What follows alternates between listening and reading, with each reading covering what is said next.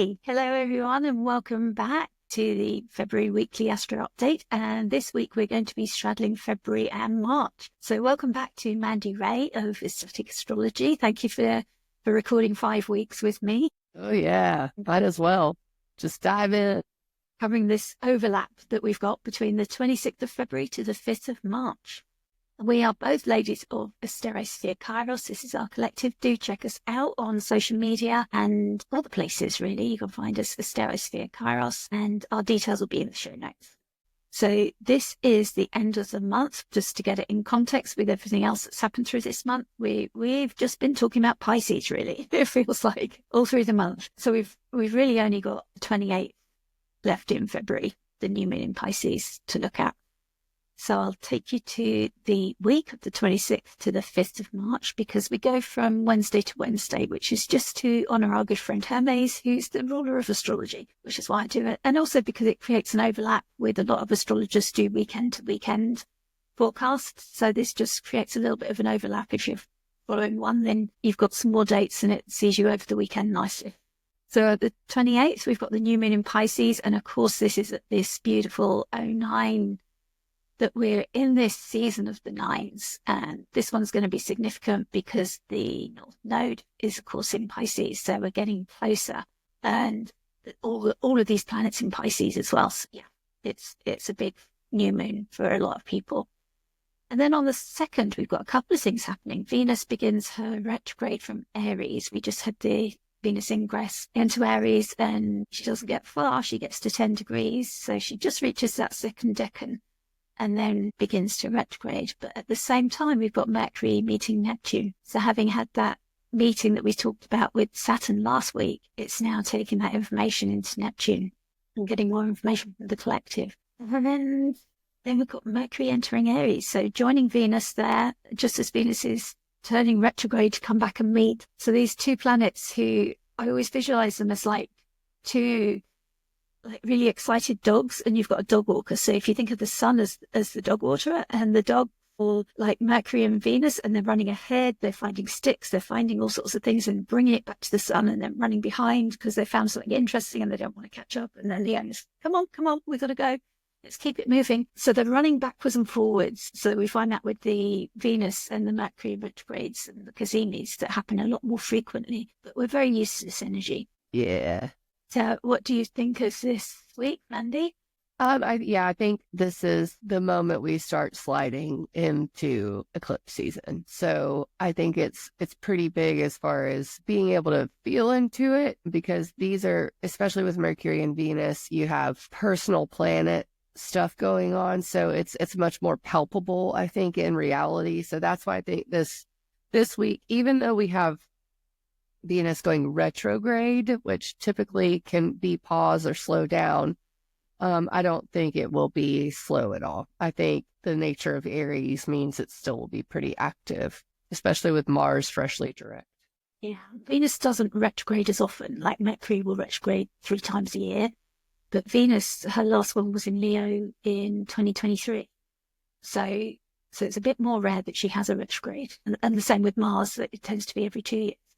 So there's a bit more space, but also it makes it a lot more significant when she does retrograde.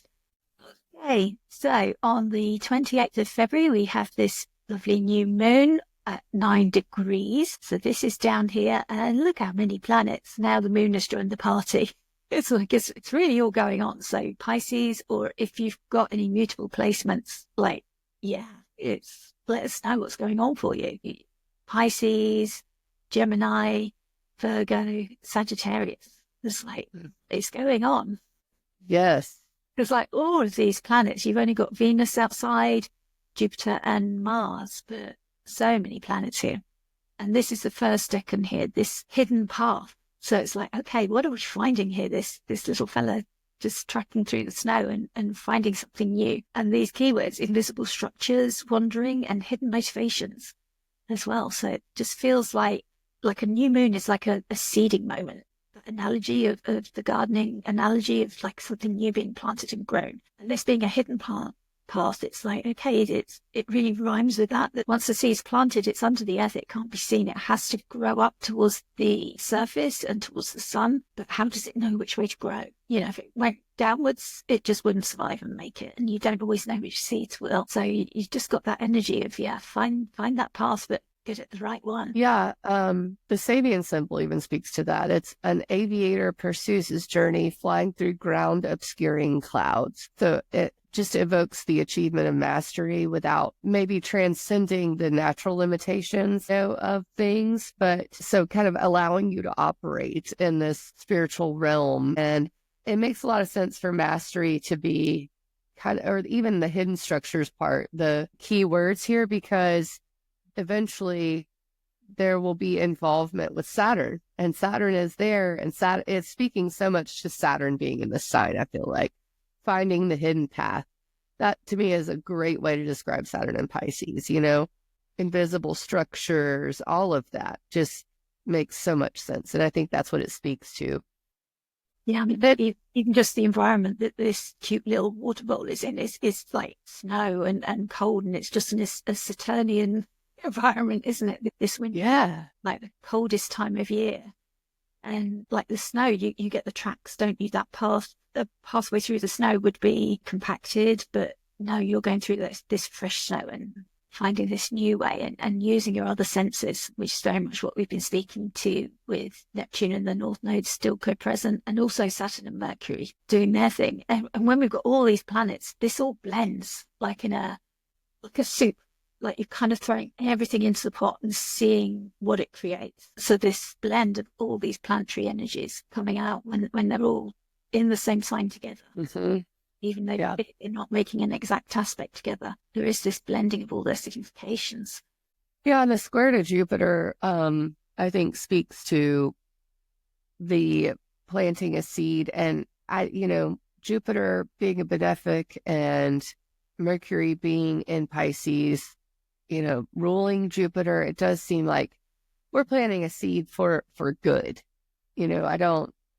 I don't feel like this particular moon phase is going to be, hard or anything like that. I think the square to Jupiter is like, okay, it's time to find the hidden path. Even it speaks to the Jupiter involvement here.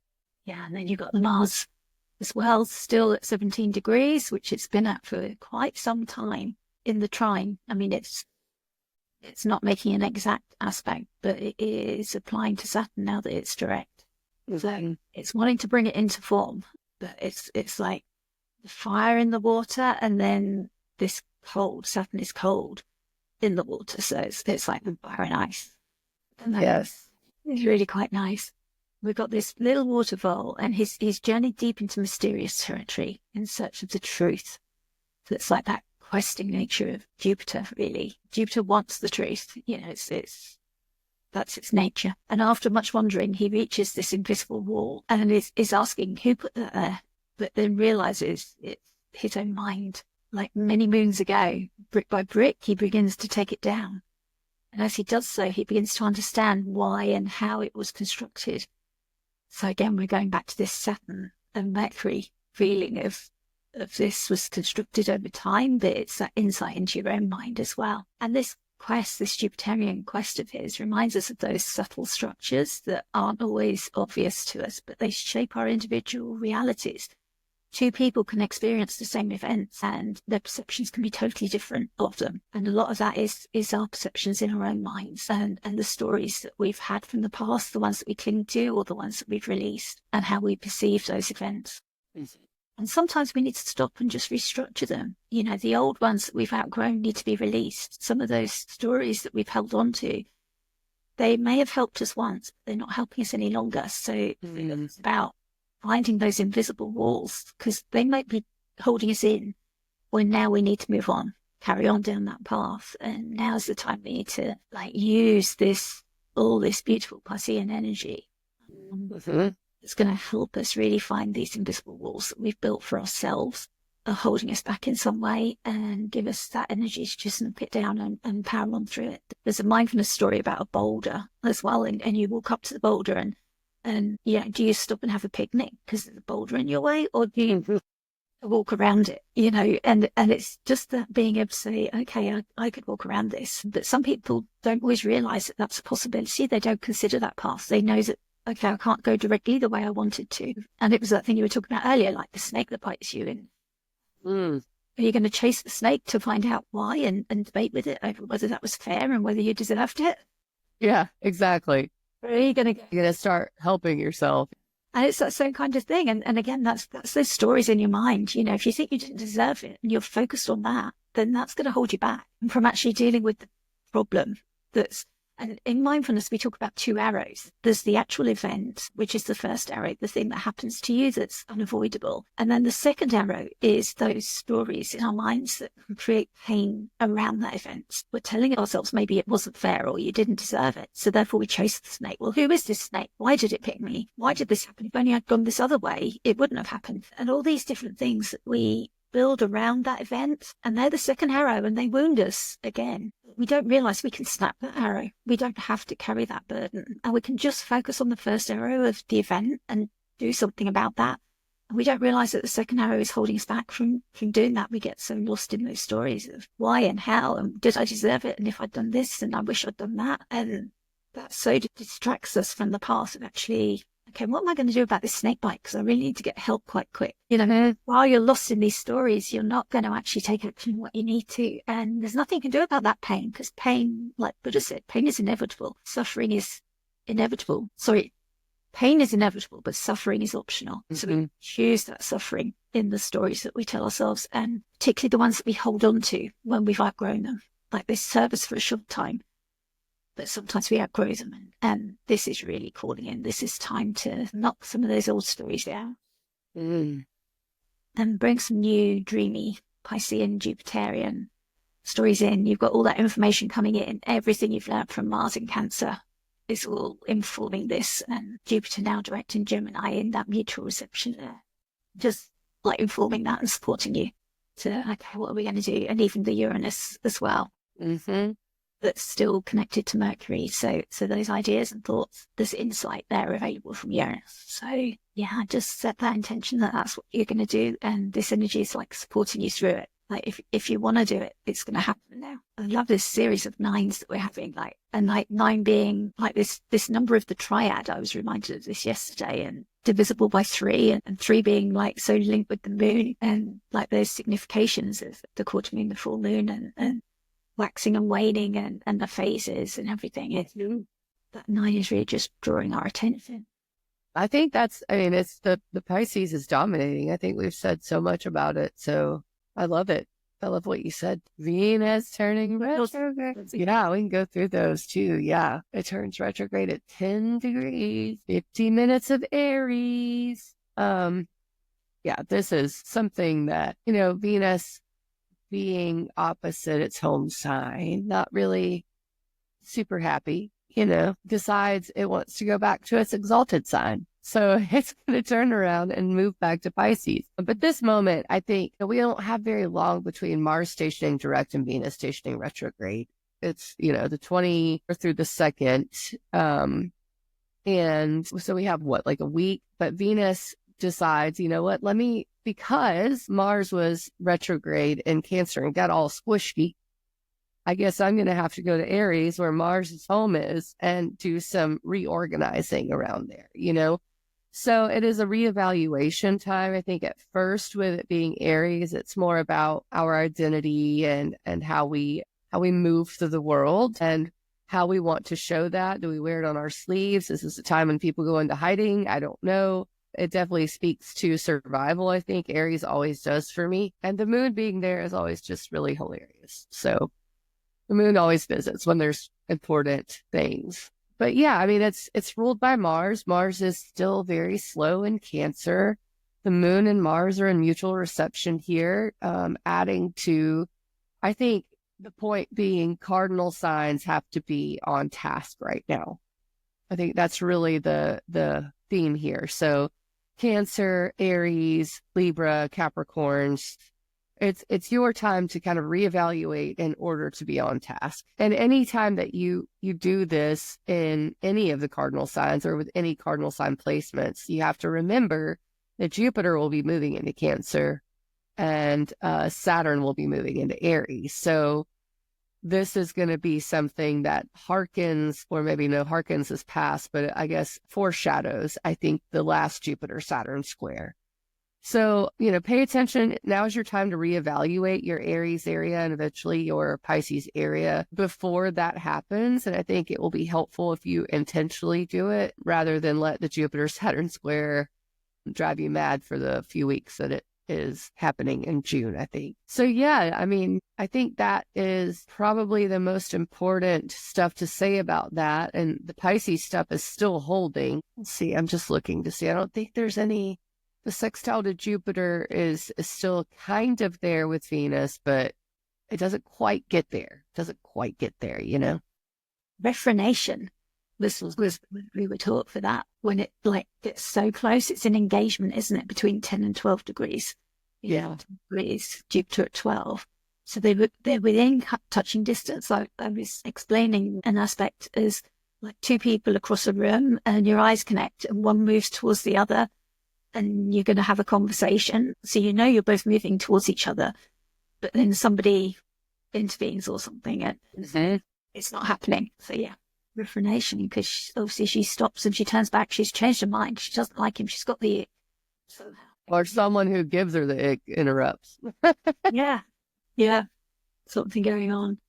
I mean, she's stationing retrograde now, and then she won't go direct until the second week of April, and then it'll still be, well, we've got the honeycomb example in a minute of all the dates to watch out for. But Venus retrograde is kind of like these dark night of the heart kind of journeys. And I was listening to Austin Coppock talk about it, and he was saying about sometimes with the Venus retrograde, go on a Venus fast. Whatever house Aries is for you, if you know what houses it falls in your chart, it's kind of a time when we liked something and then now we don't, like that feeling of getting the ick. Maybe you loved, here in the UK, we eat chips with salt and vinegar, and I used to love it, and then suddenly I didn't.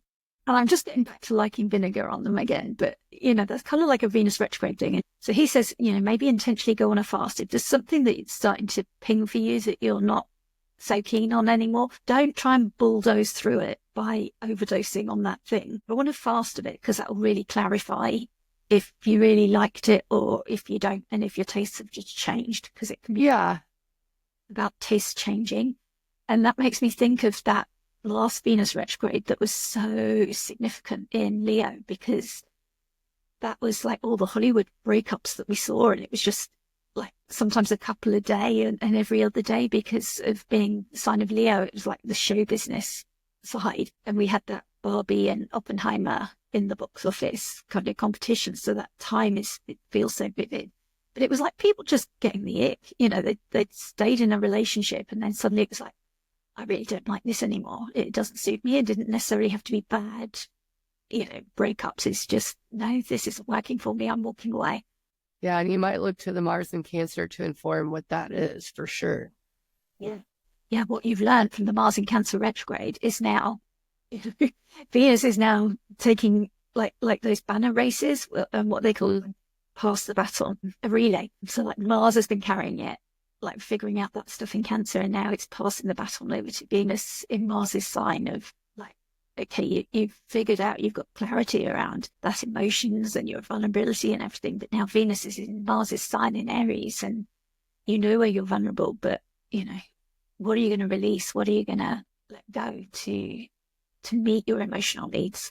It's also related, and I'm sure we're going to get into the slides, and if you want to go there, you can. It's 40 days, which is linked to the story in the Bible. Jesus goes into the desert for 40 days and he is deprived of food and water. I look to religion or religions, I should say, not just one, but like all of those, they are generally related to astrology, if you can look at it that way. And that's exactly what the Venus retrograde is. You may be either deprived of something or you get the ick. You could be deprived and going, do I give in to something to get it back? Or again, the ick thing makes a lot of sense. It's also really related to the descent of Inanna, which is kind of what's depicted here. But starting in Aries, we reevaluate personal passions. You can tell Gemini is rising here. and desires, rethinking independence and relationships, because Venus is related to other people. Venus is also related to money and values. So we reevaluate our relationships, but because it's Aries, it is how we're independent in them. And it's like two trees growing next to each other, but they don't interfere with each other. And that's kind of the Venus retrograde in Aries situation. So I'm revisiting self-worth through action and courage, reassessing the role of confidence in love, reflecting on impulsive connections. And that is a big one, I think, especially with Venus retrograde in Aries. But as it moves into Pisces, it becomes reevaluating our romantic and spiritual ideals, these kind of dreamy behaviors. So when Venus meets the North Node and Neptune in February and then moves back, it may be, I had rose-colored glasses a little bit, revisiting dreams and fantasies, especially in love and with values. Reassessing emotional boundaries, that I think links to Mars also in Cancer, and reflecting on compassion, forgiveness. And the most important, I think, is releasing illusions for authentic connections. I think, especially with it being Pisces. Pisces rules both illusions and the authentic, intuitive connections in life. So you sometimes can do one or the other. And I think this will help us clarify what relationships are what for us. And I have down there, I name her Inanna, the first daughter of the moon. Oh, I love that. Yeah, just the morning and evening star, which is the Venus, the 8-pointed star symbol of Inanna, 8th planet from outer space. So, the Venus star points are when Venus and the sun come together, and it makes an 8-pointed star symbol, kind of mandala-like thing in the sky. And it looks so beautiful because when you look at that pattern that they create, it's like a flower, isn't it? It's like so Venusian.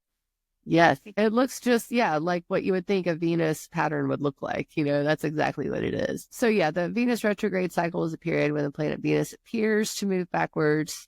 And that's important. It's an apparent motion, not really moving backwards, but it's from our perspective on Earth. About every 19 months, lasting for about 40 days. And that's what I was talking about, how I've always related it to the story of Jesus in the desert, because it very much, especially starting in Aries, gives desert vibes. Venus is a time of reflection, reevaluation, reassessment in areas of love, relationship, beauty, values, and finances. It can bring past issues to the surface, prompting people to reconsider their desires and what they truly value. The story of Inanna comes from the ancient Sumerians. It's also known as Ishtar in Babylonian mythology, and it is used as a mythological reference for understanding the Venus retrograde cycle. It represents the duality of love, beauty, desire, and power, and it is very much a journey of transformation. And the reason this is because Venus disappears from sight. So if you're an ancient person and you're looking at the sky and you see this very bright light, beautiful light, and it's, maybe in your mind bringing you all of these things, these good things, because it could be looked at as good luck for war in ancient times, and then it disappears. And that is kind of like this. We are deprived of the light. And then it reappears as either a morning or an evening star. And so the most famous myth is the descent to the underworld, where she seeks to confront her sister Ereshkigal, that's right, the goddess of the underworld. I tried so hard to learn that when I was giving my talk on this. The journey represents symbolic death and rebirth. That's the light disappearing. So it's when Inanna must let go of the external power and ego to undergo a transformative process. When she descends, she loses the divine powers, only to be resurrected when she returns to the upper world. It illustrates the themes of letting go, self-reflection, and emerging renewed, which I love that phrase. Similar to the introspective nature of Venus retrograde. Beautiful. It is, isn't it? And it so reminds us that when we go through these challenging times, that there can be that silver lining, that when we emerge from the challenges, something's changed and shifted for us. Mm-hmm. In our world. We've got the dates here of the cycle. So we are here. That's right. No, we are here. Here, stations retrograde, March 1st, March 2nd, depending on where you are in the world. And, there's the 40 days in pinky red right there. So the blue does kind of, I guess, lend itself to the Piscean nature of some of it, the watery nature, but the red is the fiery part of it. And it will reemerge as a morning star, which was, again, associated with the light bearer, which in the Bible was called Lucifer. That's really what Lucifer means, the morning star. And there was some contention that Venus as a morning star is, kind of the warrior goddess. And I kind of like that, it's because when you wake up, if you're waking up for battle and Venus is rising, that kind of makes sense. And the spoils of war is Venus as an evening star, which is what we have right now. And that's, if you're getting home from the battlefield with your new sword that you just took off of somebody, and that's the spoils of war, and you see Venus setting. So we're entering into this because this retrograde period is a moment where we're like, I need to be active, I think is eventually going to be what comes of it. And that's going to be when it stations direct, April 12th. It probably won't reemerge, though, for a few days, though, probably 10 or 12 days. I need to look at that. The time, doesn't it, afterwards?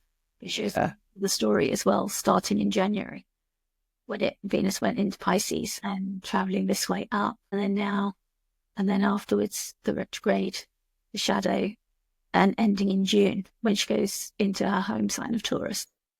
Yeah, and is the star point on there? Probably not. Let me look at that. The star point is, getting it right now, March 22nd. So it's in Aries, and it's at 2 degrees of Aries.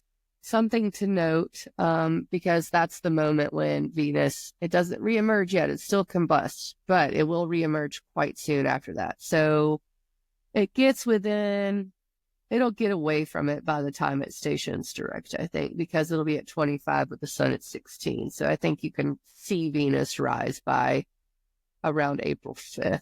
So it's low. And I see Venus, like it's like a summer thing, isn't it? That we can see Venus, and when she gets close to the moon or close to the stars, like that reflective light, like Jupiter accompanies us through the winter, and Venus is there for us through the summer. Yeah, that's true. That's very true. And it may be actually the next week. I may be when it actually stations direct that you can see it, because it'll be a full 30 degrees. So you should be able to see it rise by the station direct on April 12th. Yay! Morning star Venus. Yeah, we like that. So then we've got Neptune conjunct Mercury on the 2nd of March.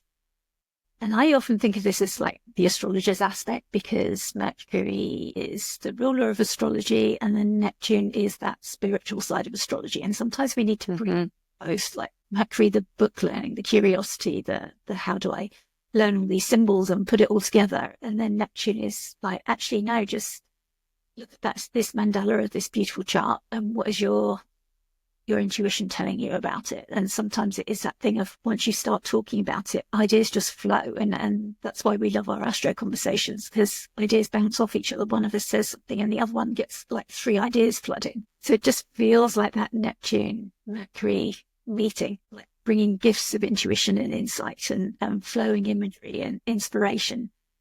And they bring out ability to perceive patterns and connections, which is all about what astrology is. It's like noticing these patterns that we spot. I mean, a chart is very meaningful to somebody who hasn't studied some astrology, but they can still sometimes see patterns, connections. Right. Or oppositions or something. You could maybe look at a chart and still see something, like still see that build up in Pisces, would still stick out. And it's searching for a higher meaning from that, like leaning into that mystical side. And I think of astrology as like a divine as a divine language. That, like, for thousands of years, these ancients started just noticing the connection between events in the sky, the planetary aspects connecting, and then events on Earth happening, like an eclipse of the sun, and a leader dies or steps up or steps down in some way. And then just started to track, okay, what happens on Earth when this happens? What happens when the moon reaches here? And that's kind of how it's evolved, and that's what astrology is putting together this history, this really rich history that we've got of people who've studied these movements for so long, and taken their meaning, but also us carrying it on and adding our ideas and meaning. Once we've done that book learning, where are we going to take it? And it's kind of us bringing our own conversations and our own ideas into it as well. So that's kind of feel about it. But also we've got the North Node, that karmic, fated element, Well, I mean, I think the fact that Neptune and the North Node have been kind of hanging out together and Mercury meeting Neptune there is kind of a moment when we are aware of it, because Mercury brings awareness to us. Now in Pisces, that awareness may be, like you think you hear someone say something, but I do think it's an extremely inspirational moment, a moment when you can reach to the muses and go, hey, I need you to give me an idea. And also we'll link into the eclipse time, because Mercury will go retrograde just like Venus in between the two eclipses. So just something to tune into. And it's a good day, I think, to try to draw on that imagination and that spiritual feeling that you can have. It's interesting, actually. I've been developing a new reading that's part meditative and storytelling and imaginal, and I'm looking at this date very closely as a time possibly to bring it forward into the world. Also, this is like the new moon moment when they meet. It's like that conjunction of the sea beneath the earth, but it's definitely a time to start that process of, okay, I've been developing it maybe for a year, practically. Yeah. Okay, getting my ideas together and formulating how can it work as a reading, and maybe that's the time when this is going to shift. So that was the old Mercury Neptune cycle, and now it's like, okay, into the new cycle, but it seems to represent what that reading is as well. And Jupiter's feeding off all of this, because Jupiter square the sun here, or the sun is square Jupiter, really is more appropriate way to say it. And Jupiter's answering to Mercury conjoined Neptune. So I think the propensity for everything to be extremely disconnected and spiritual and imaginative is there, because Jupiter is just feeding off of that. So I do like this date. Bringing that information in, because that's what I want the reading to do, is to access information, but not from the normal places. Right. There you go. So that's like the Jupiter in Gemini with all that information, but where are you going to get it from? And getting it from that Piscean place just feels nice. Of course, Mars still at 17 degrees, as it has been, I think, for pretty much the whole of February. We're just now crossing into March, but making that watery trine still, and just falling in between the sun and Saturn, in that whole sign trine between them. Yeah, soak up this moment, because the next few things are going to be Mercury moving into Aries, and then we're going to have some eclipses to deal with. So this is a moment to soak up, I think. Yeah, I like that. That ease, that niceness, like the Mercury Venus conjunction was before, just like showing us the potential for the best, but also the shadow of the tendency for errors and misunderstandings. So watch out for that around this time, around the 2nd of March. Also the wishful thinking, like that's very much a Pisces thing. And with Mercury meeting Neptune as well, that's amplified. Yep. And Mercury will be back. Yes. Yeah. So if something does happen and go wrong, you've got a chance to correct it. So Mercury will travel forward into Aries and then return over these degrees. Yeah. If something like that comes up, you may be wanting to correct it. And it can be ignoring an unpleasant reality. Sometimes we can deceive ourselves that something's fine when it actually isn't. So again, we'll learn about that with the retrograde. Or perceiving ourselves as a victim, again, when we're not. We can see that sometimes when something's not taking our own responsibility or accountability for our actions and blaming everybody else around us. So it's like that victim mentality, and you can spot that sometimes, and nothing's going to change until you start taking that accountability. And maybe this retrograde and these connections is a chance to work on that, if that kind of thing is resonating, or people have fed that back to you before. So that can be a thing. The archetype I've got here is just that meditation and the mindfulness, but also sacred chants, like literally using Mercury to speak it out, like repeating the Om or something, and just like letting your voice echo around, finding the magic within that. Or equally profound silence, like be still and silent and find there. I recently did a course on Gnosis, and one of the challenges was to just sit and not be anything, not to be meditating, which I found really hard, because it's like, okay, I've got a process here. This is what I do. And it was like, no, just sit. And it was to do it outdoors as well. So it's even harder, because you've got the noises coming in and your awareness of what's around you. And it was actually so much more challenging than you realize to do that. I believe that. But Neptune's at home there, Mercury's in exile, so you've got that tension there. But with the North Node, it's kind of pulling us into this wheel of fortune between the two, like this increase that the North Node brings that we've spoken about before this month with them. And I've also spotted a couple of Antishas forming and contra Antishas here. We've got, and you might need to check my work because I'm not always brilliant at these. Krista is our queen on these, but Saturn and Venus. So we've got Saturn at 20, Venus at 10. Going across this line, which I believe is a contra Antisha.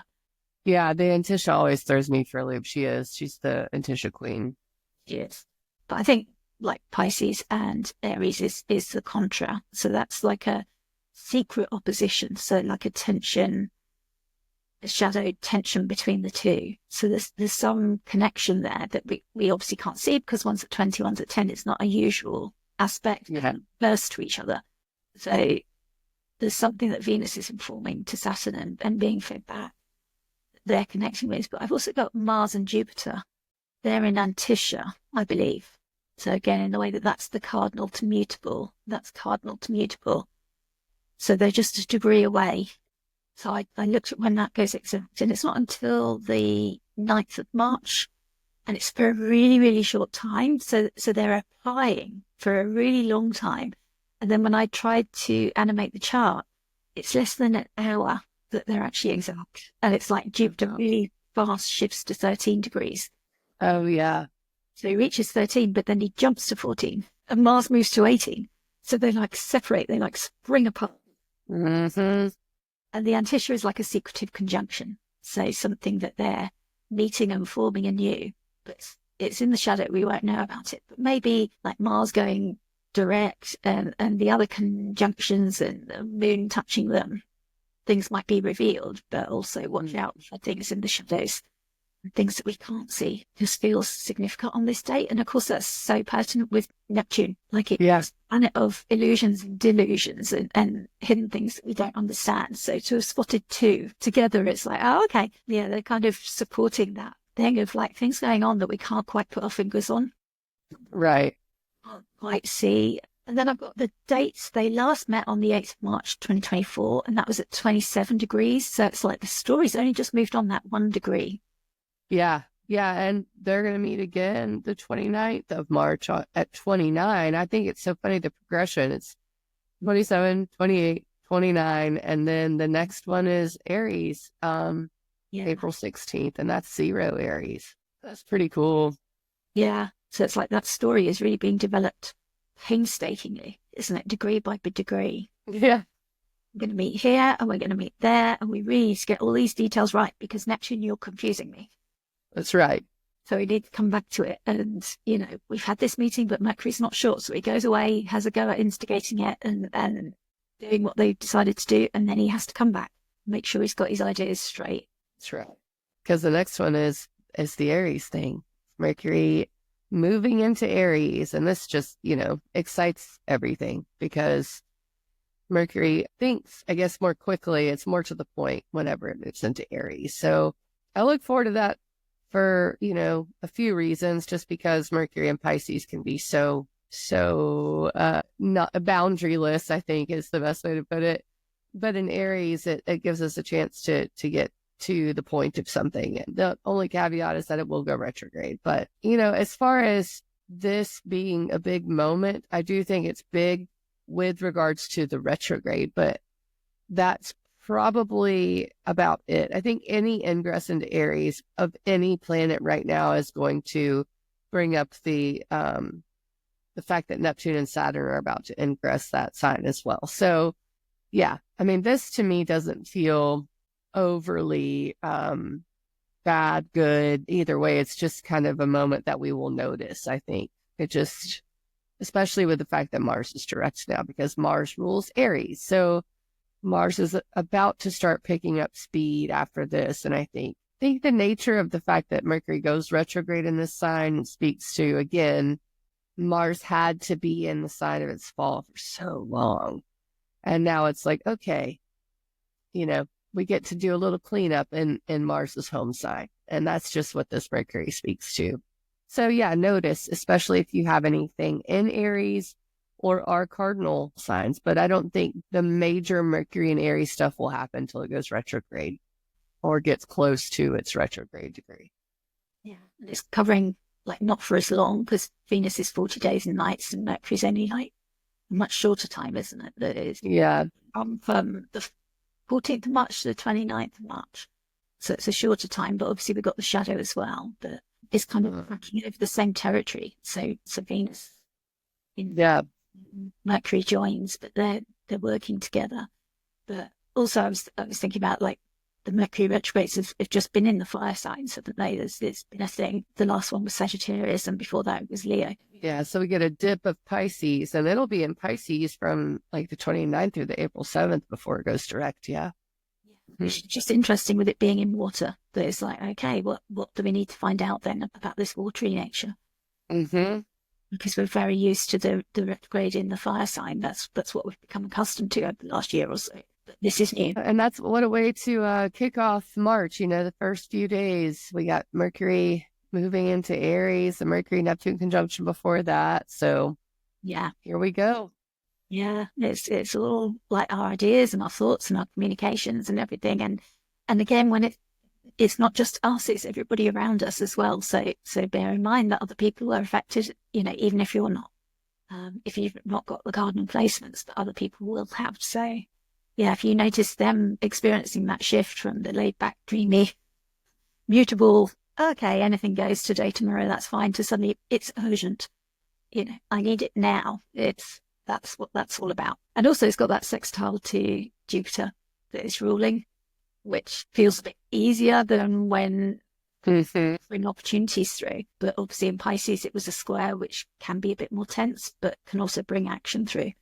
So yeah, it would have been, that would be another reformation. I don't think it reaches the degree to make an exact sextile, but it's in a whole sign sextile with Jupiter. And it can't see that south node in Virgo either from there. So it'll reconnect with the north node and make an opposition. But where it is, it's not seeing where it rules. I always like to see when there's an ingress, can it see its home signs? And of course it can see Gemini, but it can't see Virgo. That might be, it might disconnect us a little bit from our ability to be organized and attend to the details. That might be a bit more challenging. You know, the sense of urgency that we get in Aries might overtake that ability. So do be aware of that and maybe try and remember to check those details. It's hard when the astrology is disconnecting you from it because that's for a reason. Maybe we need to, I don't know. But do you think you've had more years of like looking at this kind of stuff? I'm still like hypothesizing about, does it mean this? Yeah, for sure. Yeah, that is. Oh no, I was just actually thinking, I was like, in that, you know, kind of, it's funny because it rounds out, this is the last transit we have on this week, right? Yeah. And I was just thinking about how it's a Monday. And it's like, okay, well, as we start a Monday with Mercury moving into Aries, and then, you know, it really does. Like, I think all the way through this week of March, which is why I was thinking, is this the last transit we were going over? Because all the way up till now, it's like, it feels like 2024 vibes. And all of a sudden, March comes in and it's brand new. And that's what I was just kind of tuning into with Venus going retrograde in Aries, Mars being direct. Now, and we're almost with the sun past Saturn, which I know that the astrological new year is the sun ingressing Aries, but lately, since Saturn's been in these later signs, I've noticed that the new year doesn't really get started till everything passes Saturn, you know? So I'm really excited about all this, and it's a good way to wrap up our week. Yeah, because Saturn's an outer boundary, isn't it? Yep. Holding that. I mean, we've still got that contra Antishas. I've got a Mercury-Neptune one forming now that Mercury is moving. So again, the Aries to Pisces, so that's forming 28. So when it gets to 1 and 2 degrees, it will be exact. That secretive opposition. But also the other Antishas we talked about the previous one, they're still there. So that's all still going on, bubbling on beneath the surface. So go to 2025 with all this underneath the surface stuff happening. That's right. That's right. Well, this was it's wonderful though. I'm glad that we did this 5th week because we were trying to decide now who's going to do the March with you. This is still to be decided. So Okay. thank you for joining us, Scott. We'll be back in March, looking from the 5th to the 12th of March, and it will be me. Yeah, and we'll see who it's like a surprise. Yeah, I mean, I'm waiting to hear if Janessa confirms, but if not, I will be a Somebody will. volunteer. Hopefully somebody will be available, and I will confirm it when I know who's available. So yeah, we'll see who's covering March. But thank you so much, Mandi, for joining me for February. This has been great. And going and doing the extra mile of traveling into March with me as well. That's been, Yeah, I'm so glad we did. yeah, you needed to talk about that Venus retrograde. Yes. That was very important. So yeah, if you've enjoyed this, please remember to like, subscribe, and do comment about your experiences, especially with the Venus retrograde. Help us to learn and understand how this is like playing out for you. But yeah, enjoy the astrology. And I've been Sonia from Celestial Astrology, and Mandi is Mandi Rae, and you can find her at ecstaticastrology.com.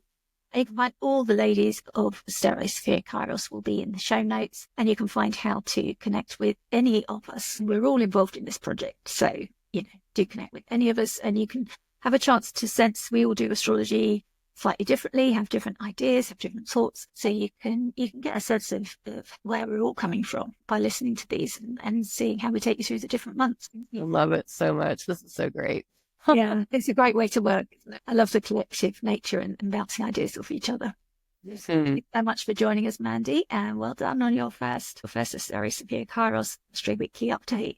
Thank you. Thank you. You guys have a good one.